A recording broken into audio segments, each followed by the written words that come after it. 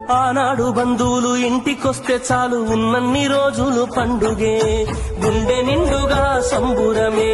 ఆరు బయట నులక మంచంపై పడుకొని కబురులెన్నో చెప్పుకుంటుంటే మనసు నిండుగా సంతోషమే. వాళ్ళు తిరిగి ప్రయాణం అవుతుంటే ఇంకో రోజుంటే బాగుందనిపించి ఎక్కే బస్సు వచ్చి వెళ్ళిపోయేదాకా చెప్పులు దాచిన జ్ఞాపకమే.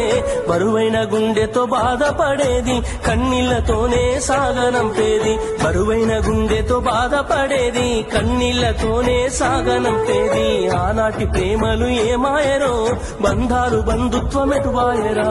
డబ్బు బంధాలే మిగిలేనురో, మనుషులే దూరమయ్యేనురా.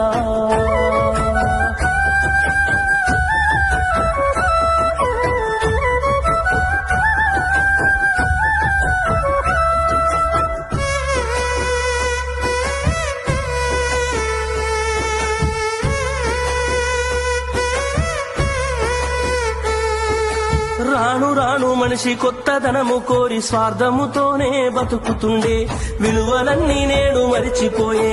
అయిన వాళ్లతో అనుబంధమంటే మొక్కుబడులుగా మారిపోయే, రక్త సంబంధాల ఉనికి మంట గలిసే.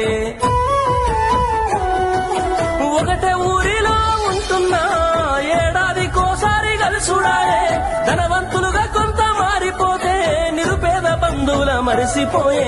డబ్బున్న వాళ్లకు ఒక తీరు మర్యాద, నిరుపేద బంధువులకింకొక మర్యాద. డబ్బున్న వాళ్లకు ఒక తీరు మర్యాద, నిరుపేద బంధువులకింకొక మర్యాద. ఆనాటి ప్రేమలు ఏమాయరో, బంధాలు బంధుత్వమెటువాయరా.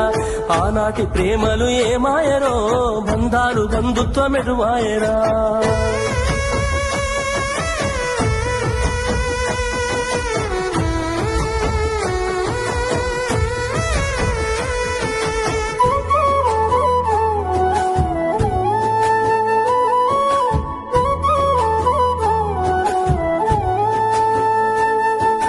రక్తం పంచుకొని ఒకటే ఇంటిలో జన్మను ఎత్తి కూడా పెరిగిన అన్నదమ్ములైన అక్క చెల్లెళ్ళైన వేడుక ఏదైనా జరిగితే తప్ప కలుసుకోవడం జరగదాయే. మనసారా మాట్లాడుకోరాయే.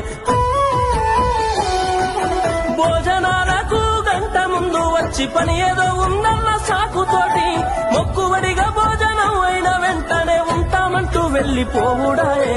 కనతల్లిదండ్రులను పలకరించే తీరిక లేని సంపాదనాయే, కనతల్లిదండ్రులను పలకరించే తీరిక లేని సంపాదనాయే. ఆనాటి ప్రేమలు ఏమాయరో, బంధాలు బంధుత్వమెటువాయరా. డబ్బు బంధాలే మిగిలేనురో, మనుషులే దూరమయ్యేనురా.